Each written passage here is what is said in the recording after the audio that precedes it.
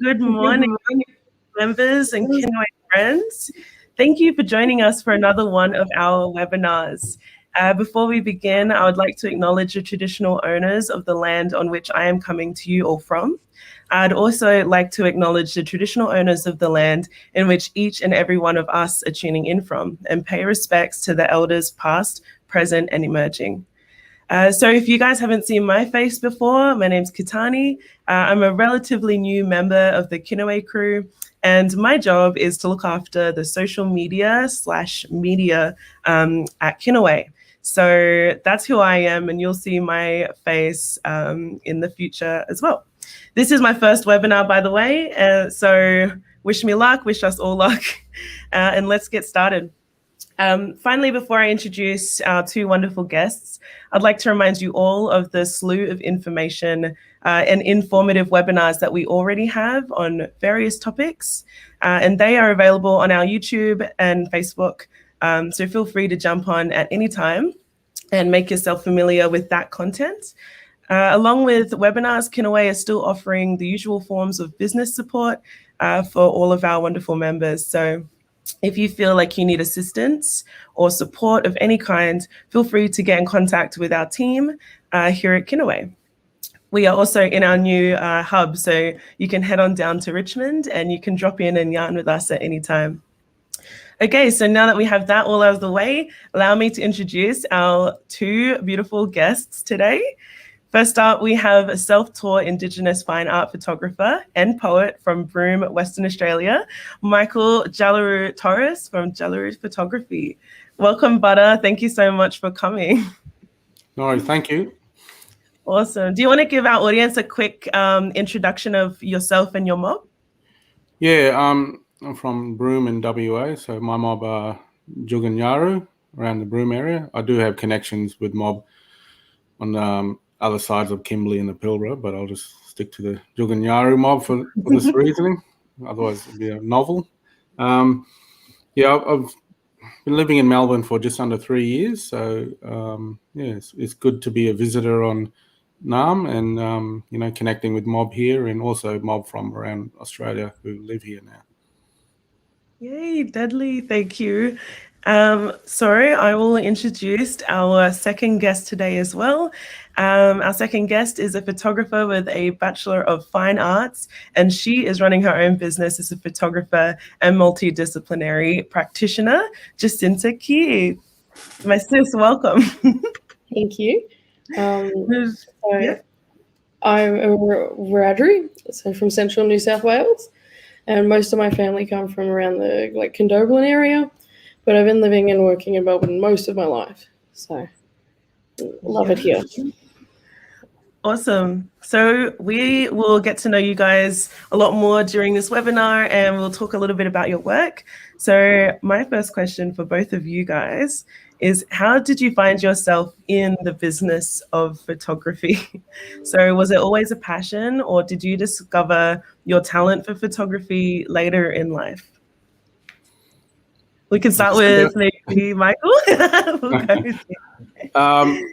Yeah, so I come from a television background as well as graphic design background. Used to work at Galari Media in Broome, which is our own radio and television station. And I got to a point in my career where I kind of wanted to do things on my own, you know, and with film and television, you do need a big crew and money behind you, where photography, I could do it on my own. So took up the camera again in 2014 as a hobby. Did that right up until 2017 and really honed my skills in fine art photography, and kind of still a hobby in a way, you know, like semi-professional. And then once moving to Melbourne, I saw the opportunity to do more commercial photography. So kind of focused on the commercial side of things and working full-time as a photographer, and but also diversing my skills. So I still do a lot of video and graphic design work. So that really helped me during COVID, where I could still work from home, where, you know, with photography, you do have to meet people and go out. or if you have a studio. So that was very limiting for us photographers last year.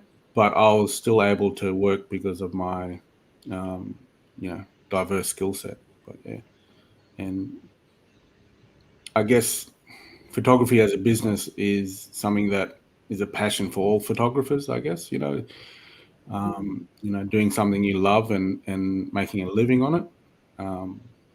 So yeah, it's a long time coming, and I'm happy at the stage I'm at now, and also now trying to mentor and help others who want to do photography as a business as well. So it's yeah, I'm in a good place at the moment. That's so nice. That's so awesome to hear. People like you is people that I look up to as well, because I'm a video girl. So it's really, really insightful hearing that stuff from you guys. That's half of why I asked both of you to be guests today, because I'm also really interested to hear your stories. What about you, Jacinta?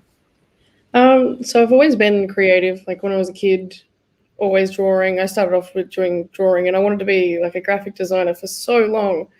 And I don't know, it just changed into doing photography in like year 11, year 12. And I just developed a love for like live music. And so I would just go along and photograph like the local bands from my high school and all of that. And it really like solidified my love of photography and music as well. And from there, I went into a Bachelor of Fine Arts at VCA and finished that, like did really well. And I tried to get a normal job, like just at Coles, Woolies, whatever, even in a camera shop, and it didn't work. And when I did get a normal job, I really didn't enjoy it. And I was like, well, I've got this camera. And Dad was like, why don't you do something with it?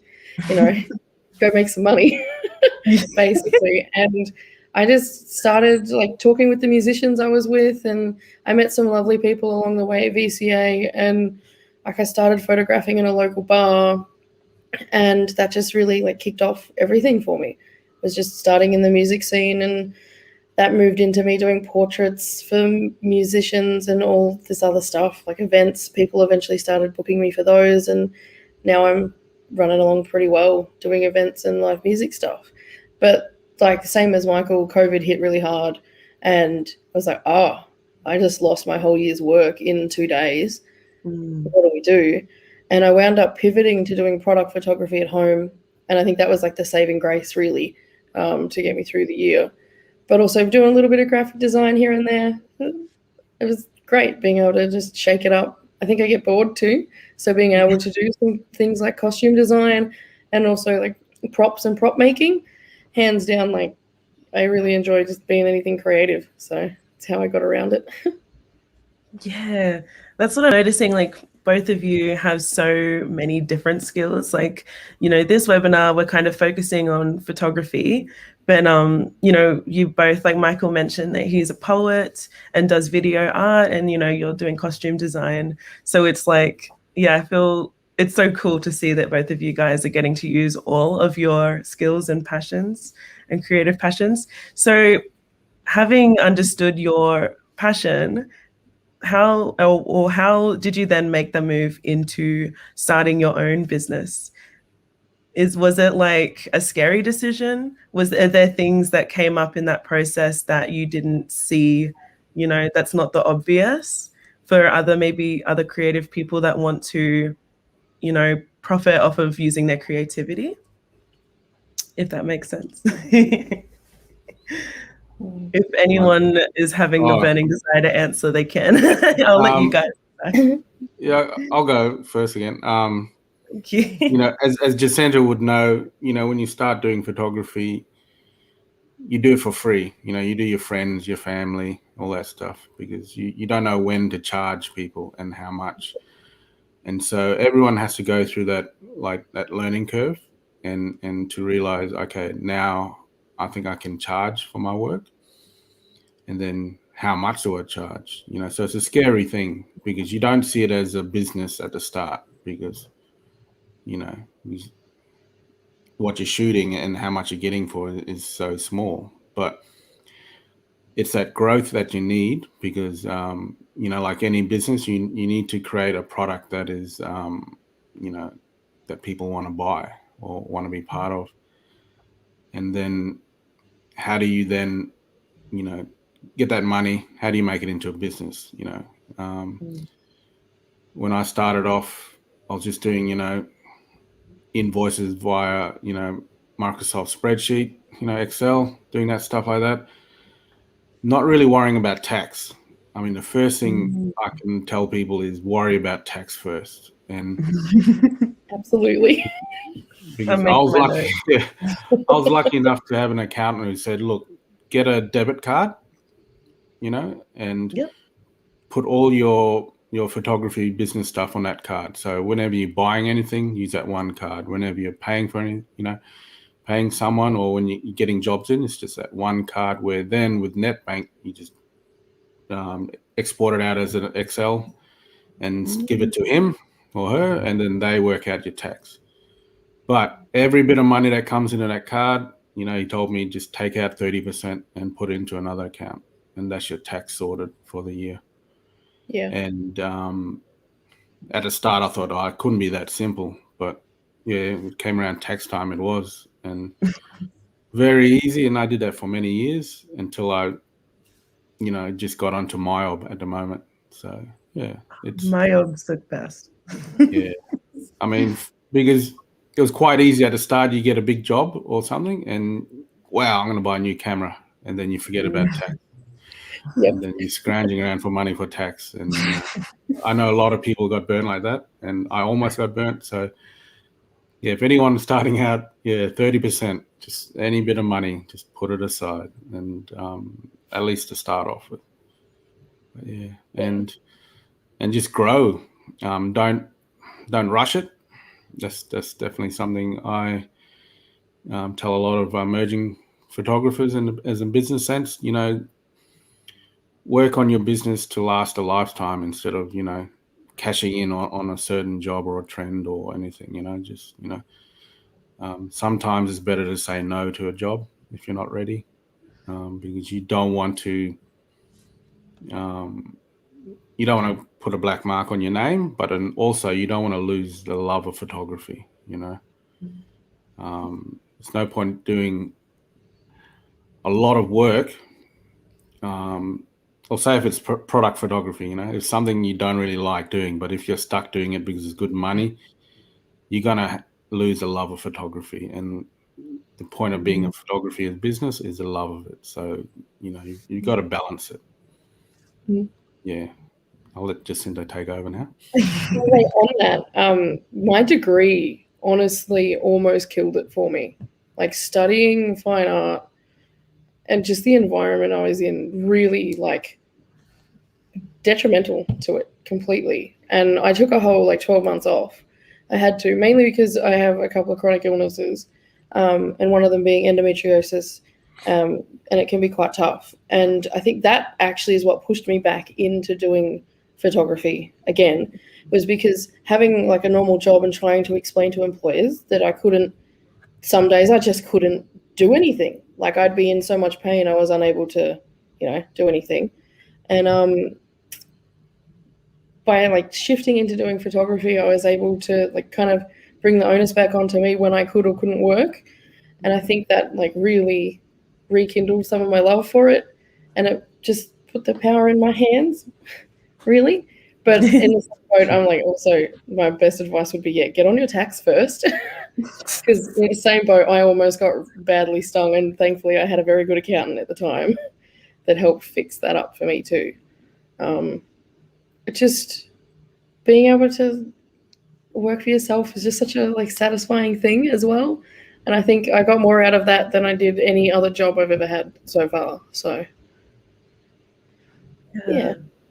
Seems like taking that step's really worth it. If you're somebody watching right now and this is all ringing true to you, like it is for me, get accountant. Make sure tax is good. That's me when I'm listening to you guys. So yeah, that's really inspiring. And another big thing too. Sorry. No, go.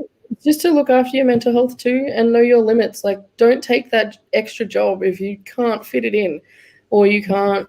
Like, don't push yourself. It's a slow, long burn to last. So go about it that way, and you'll probably be a bit more successful in the long run.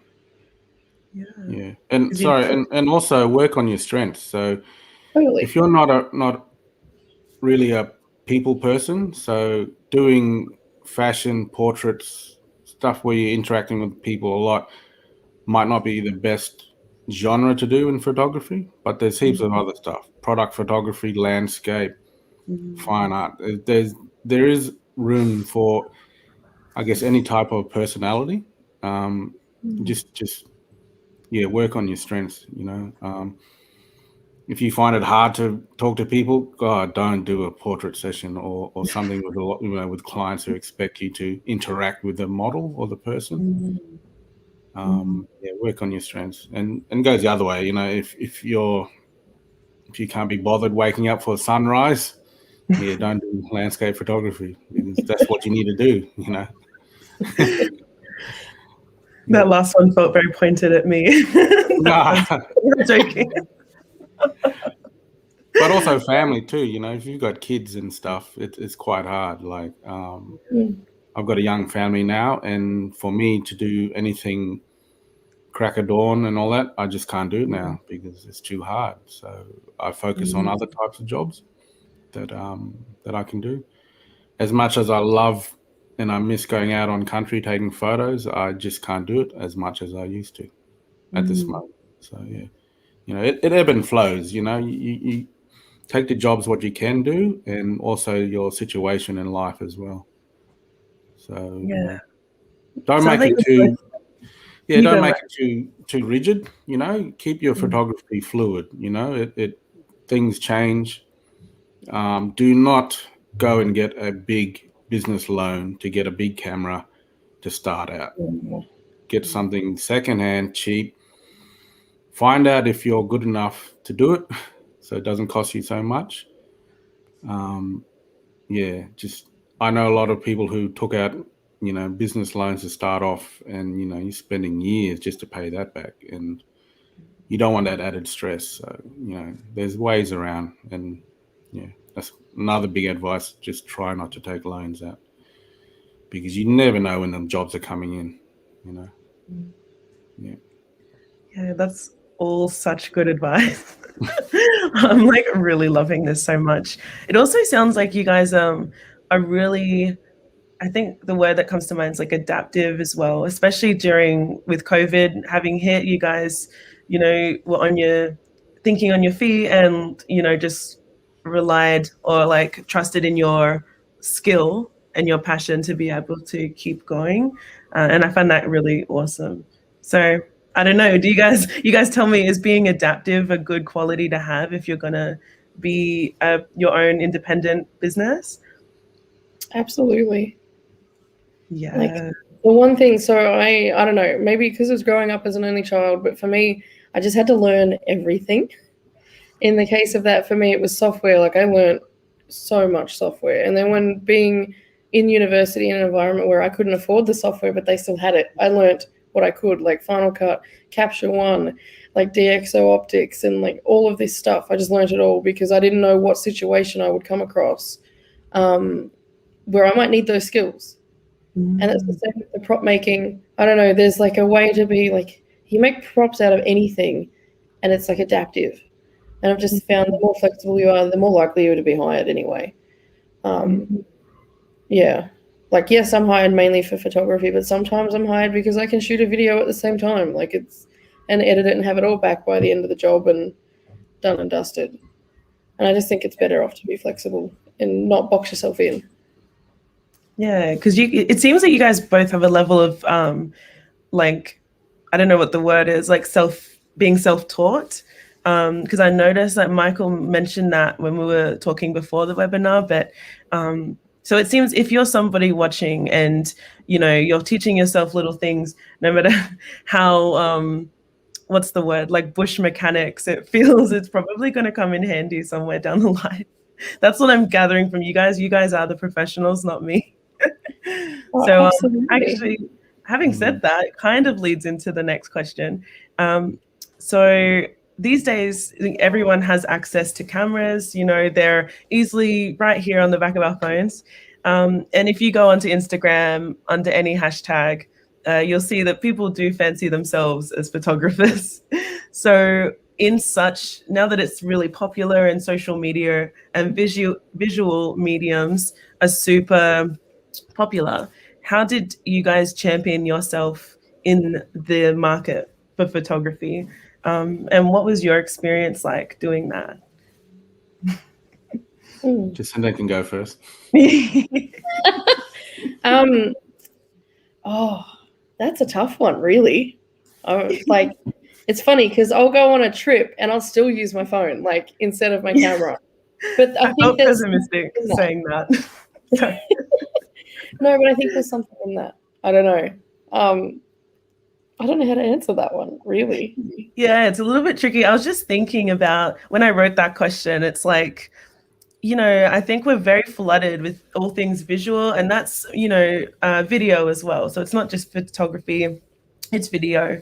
And I just wondered to myself, like, you know, some people just, it's so many people now that have an interest in it that I wonder about some of those people who have had the passion in their blood and for so long, and how, you know, in a world that we live in now where it is all media, well, I see it that way. You know, how do we kind of rise above the massive amount of, you know, content or even just other practitioners out there, especially being an Indigenous, you know, business person? I wonder what that experience is like, you know, getting work and promoting yourself and even making connections, you know, and just showing off your work. I mean, it might be a tricky question to answer, but, you know, something along those lines. I'm interested in what your guys' experience was like, I guess, getting to the level that you're at, and being able to book gigs, essentially. Like, it's... Like, I don't know. Do you want me to go first, Michael, or would you like to? No, you can go. Okay, so because I kind of like came to the smartphone game late and all of this. Like, I didn't get one until like end of high school. Never had a phone before then. So to me, I've never ever worried about that overtaking like our like art or form, because like I've got a degree in it. Not that you need one, but I think like the skills that you have on like an actual DSLR or a mirrorless versus an iPhone is very different, and it's like different levels. Like, they're not going to hire someone to shoot like a wedding realistically on an iPhone. Like, there are people who tout themselves who can do that, and like, power to them. But I don't think that would impact me or like my client base, really, because I think they hire me for like what I capture, what I see in an event, more than like my equipment. And like, equipment doesn't really define you either. If you can take a good photo, you can take a good photo on anything. And at first, I don't think being Indigenous was ever like a hindrance or like a pro or a con like to doing photography. But now I definitely know, like in the last like 12 months at least, from like the whole Black Lives Matter thing, everyone's looking for like, you know, Indigenous people. Be inclusive, yeah. Inclusive. And so some people are like really actively looking to support people like us. And like, that's wonderful. So I guess that's kind of how I see it at the moment. Yeah. Businesses, keep doing that. Support your Black artists. Yeah. Yeah. No, I find that interesting. So art will rise above all. Yeah. I guess that question really came from just me, like Katani wondering. That's all right. And I found people, because I'm mainly a live music photographer, like in my downtime or whatever, and then sometimes commercially. And people were booking my like for event photography solely because of the music photos. And like, that still kind of confuses me, because my music shots are different to my candid event coverage, but that's why they hire me. Yeah. So and I think it's down to like how I rendition color and how I see an event as well. And I'm sure the same for Michael. It would be like how he sees the world too. That's so beautiful. And did you guys use like social media a lot to kind of get your work out there, or was it just connections, like people, like you were saying, on the music scene? Was it just meeting people, or what do you think, like looking back, helped push your art out there to people? Word of mouth. And then Word I of got mouth? on Instagram. Sweet. But I'm like Like- horrible at Instagram, so.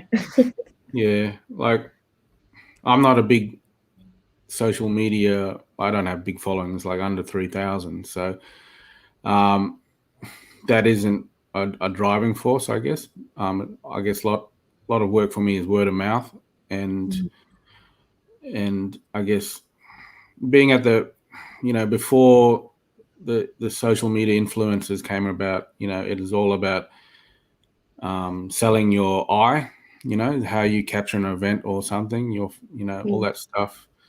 And then after, I guess, with the whole Black Lives Matter, everything, it's a double edge now, where people want, well, they're making sure that if it is a black event or a black person, they want someone who's behind a camera to be black as well. So, which is great. It's a bit, I wish this would happen 10 years ago, because I definitely would had a growth a lot faster, because back when I started, it wasn't a selling point to be a black photographer at all, No, not at all. It's like, why? Anyone can take a photo. So the idea of the storyteller being black, capturing a black event or something, there wasn't any push for it until social media and everything, and all these trends and that happening, which last couple of years has really helped a lot. Yeah. But then also location, like being in Broome was quite hard to get jobs, so I never really took the commercial side as serious, because it was just quite hard. And then, being in Melbourne, where you got more opportunities, more events, more organizations, I guess, who do want the black lens, there's a lot more support for that. But with social media, it is spreading more nationally now for that same push, which is great. Yeah. Which is, you'll see a lot more Indigenous photographers pop up in all these little regions, because they can actually make a living out of it, even if it is part time. There's growth in that sector, and yeah, like you got people like Bobby Lockyer, who's got huge following, and she's helping all of us, because she's with her platform, she's also sharing other black photographers and other creators to a larger audience, so they can actually see that in their own region there is black creatives that can work on projects and whatnot, and have a different eye, I guess. It's only growing, it'll be, next 5 years will be very interesting how it all goes. Yeah, true. Yeah, I wonder, it can only go up from here, but I wonder what that looks like, So yeah, it's a good point. It's funny, I was looking briefly over some of the other questions, but you guys are so good at what you guys do that you pretty much covered the other ones. Like, I mean, I am curious, like, you did cover how you guys built your skills. And essentially, yeah, so did you do, I guess, Jacinta as well? Michael, I don't know if you've done like, like uni or any courses or anything in photography or in the arts, but I'm wondering where you guys feel you learnt the most. Was it at home figuring things out for yourself? Or was higher education, a good avenue to learn?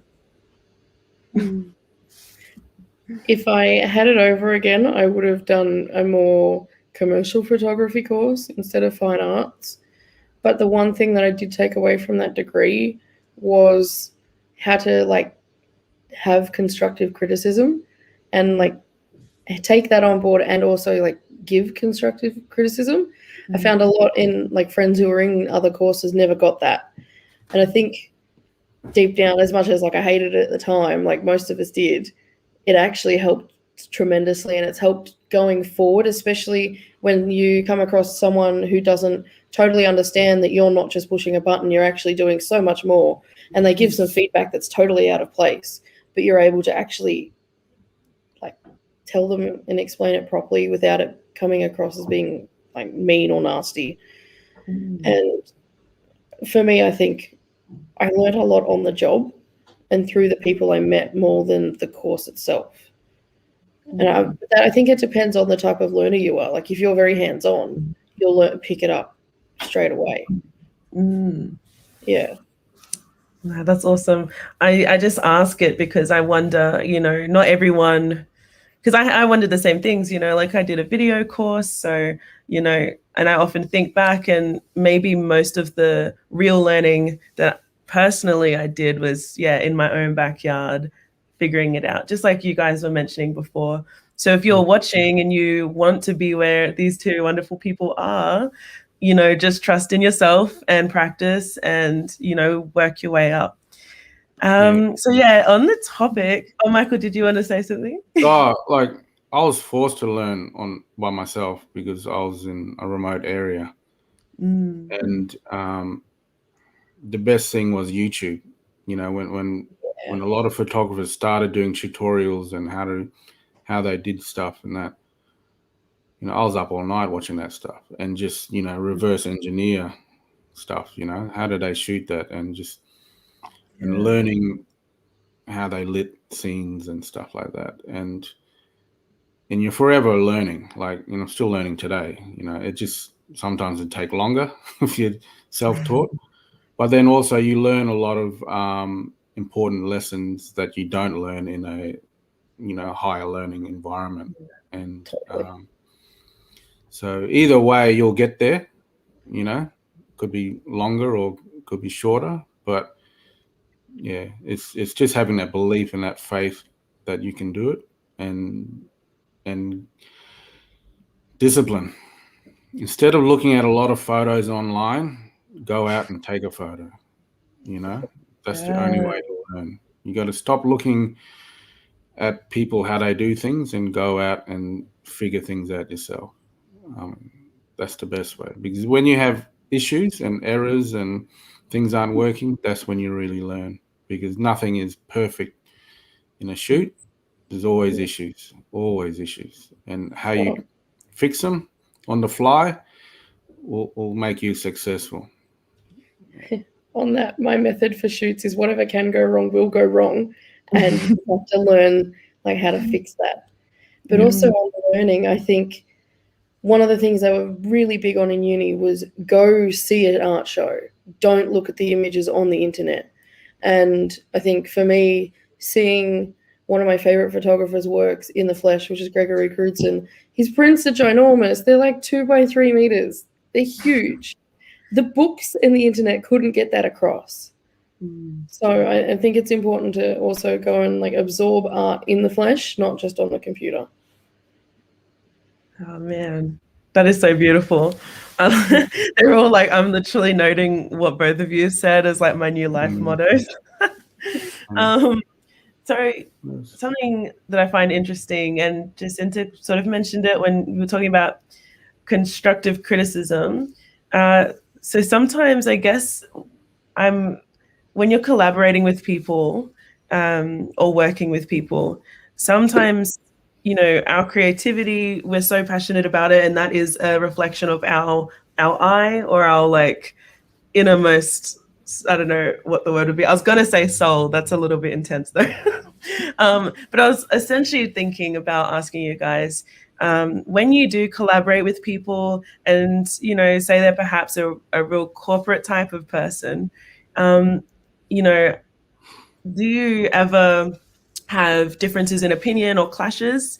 And then my second question to that is, for people watching who want to work with you, like what would make the perfect client? So how do you two work together to make the best product, if that makes sense?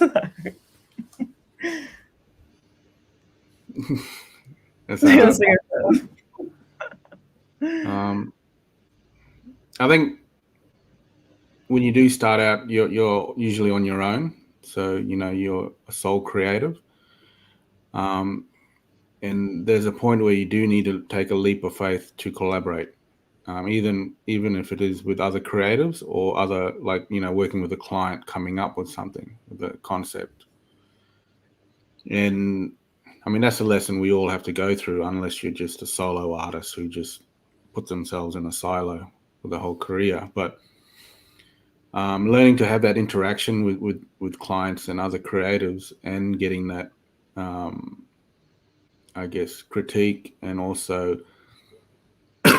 allowing others to, well, instead of being a leader, is to be, to follow as well, and it's quite hard. Like, I think it all depends on case by case, who you work with. But I guess it's more about allowing each other to have their say and work around with those issues and problems, because sometimes you're given a brief with little detail to it and you're lost and you don't know what to do, and then sometimes you're given a brief with a lot of detail which you might feel is not the right way to go with you, and you clash. So there's always ways of working around instances, and that's where I go on that point before. Sometimes it's better to say no to a job if you know there's a clash, or you know that you can't work in whatever reason.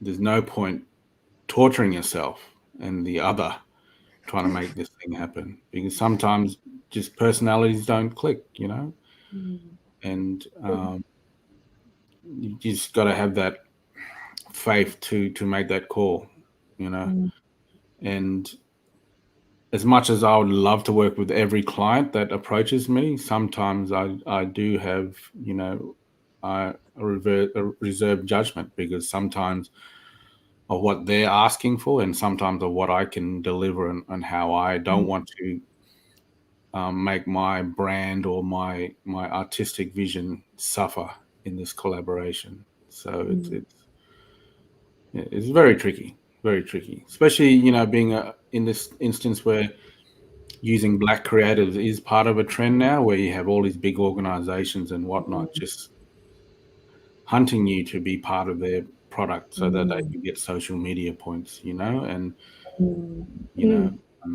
that can be hard, because as much, great more work, but then in the long term, does that really help your brand?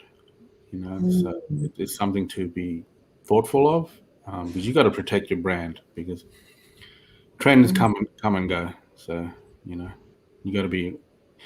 And I think sticking around, like, I see myself as a photographer now, or an artist, for another 10, 20 years, and that will influence a lot more, First Nation creatives to become businesses, more so than, you do this one big campaign and next minute you're not heard of again because you got burnt out, so it's important to stick around longer.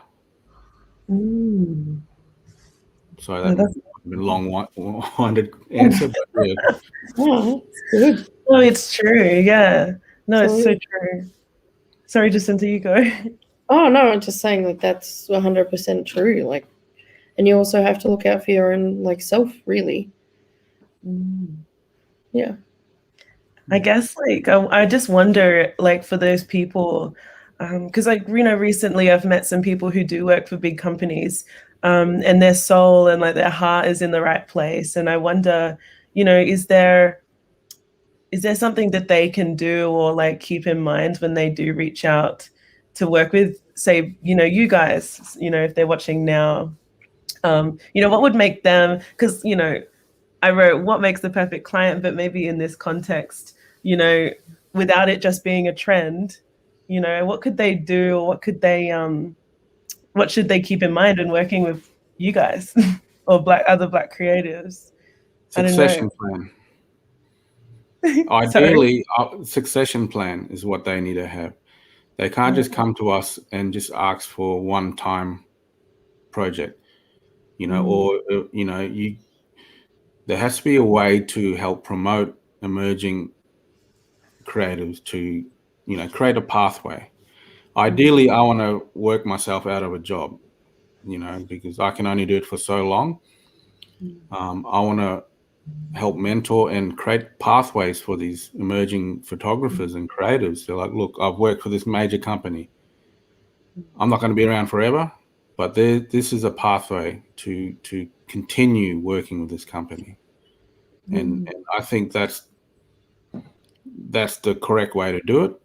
Sometimes that can't be done, but pushing all our Indigenous organisations around the country to stop, or not stop, but maybe help promote Indigenous photographers and creatives ahead of non-Indigenous creatives. It's about, it's not about taking jobs away from other people, but it's just promoting and creating jobs and inspiring others to take up the camera, because because I can imagine a lot of people will see, especially on with social media, everyone thinks it's easy to get to myself and Jacinta and all the big names. It's not easy. It takes a long time, and you got to be committed. But then also to make it easier, there needs to be pathways from the grassroots level of your local organizations to help promote yourself, to these major corporations to go, okay, yes, instead of having just a black face in front of the camera, we need to get them behind the camera and have that succession plan.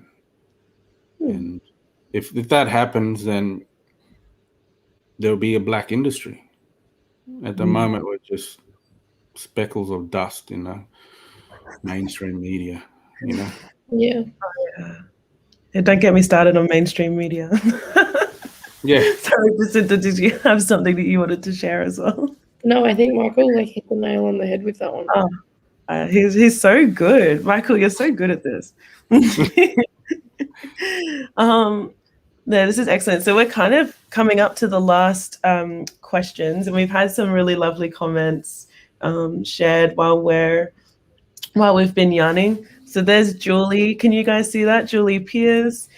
She said, hit the right point, use the policy opportunities and employment of Indigenous people in the business world. Most big corporate businesses now require that a new development of projects now required that they engage with Indigenous business. I don't know. That's like a really interesting topic. Maybe I'll get you guys back to have more of a yarn on all that stuff. But it's a little bit of a pivot now.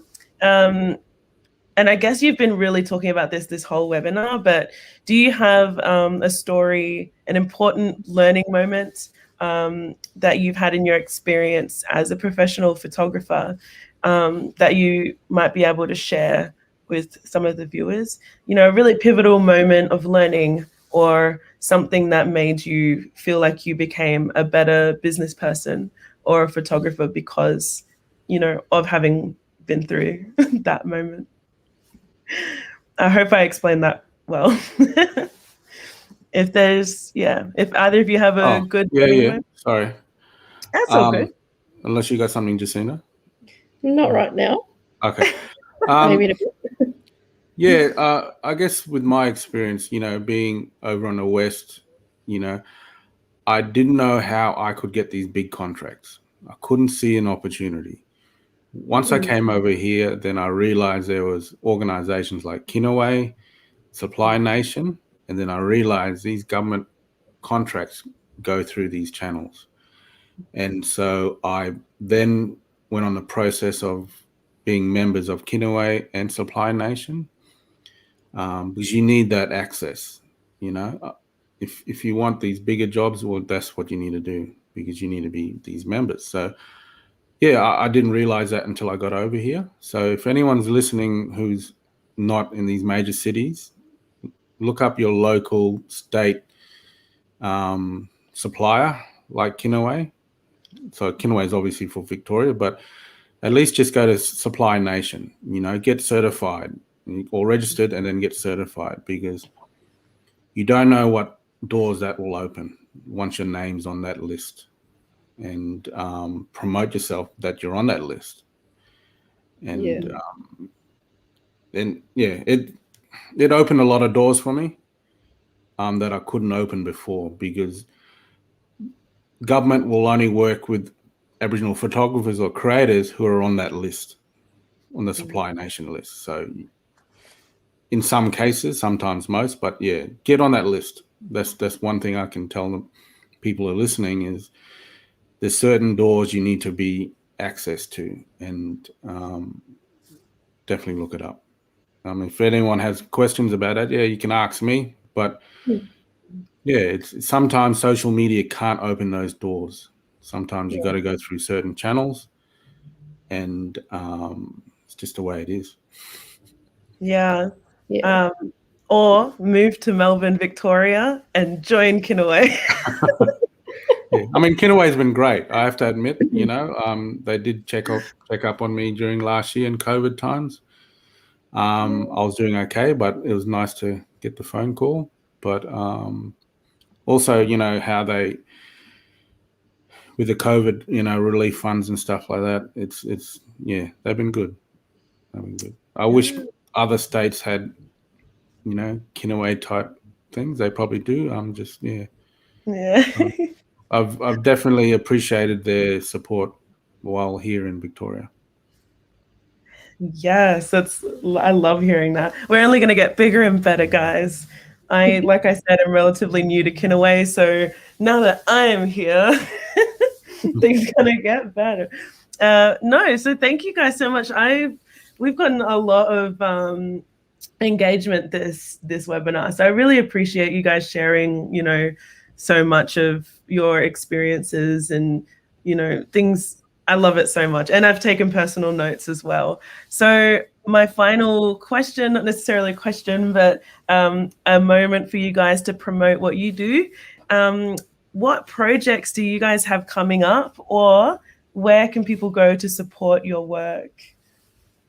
Jacinta, do you want to start?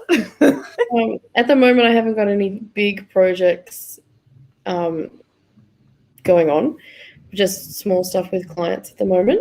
But if you want to follow me or look at my work, you can check me out on Instagram at Jacinta Keefe Photography, or on my website at jacintakeefe.com. Beautiful. I'll be linking all of these links right after the webinar for you guys, so stick around and check out those links. What about you, Michael? Oh, yeah, I've got many projects on. But I'm working with the Head On Photo Festival in Sydney with a project called First Sight, and that's to help mentor emerging photographers, or First Nation photographers, to get into the art world more side of it, and to go from shooting to actually exhibiting their work in a festival type thing. So it works across all aspects of fine art photography. Also working with some big name corporates to create pathways. Can't say right yet, but that'll come out next couple of months, hopefully. And yeah, just working on the business and finding time to do my fine art photography, which has been hard. It's that balance, I hardly do photography for myself nowadays. It's a lot of it is work. So that's the one thing you can get burnt out on, is got to find that balance. Shoot for money, but then also shoot for what you love. And yeah, I've been following the cheese a bit last couple of months, but I'm having a break, and I'm having doing a lot more of my art stuff. So yeah, you'll see me around. Yes. Go look for him, you guys. Look for both of our beautiful guests.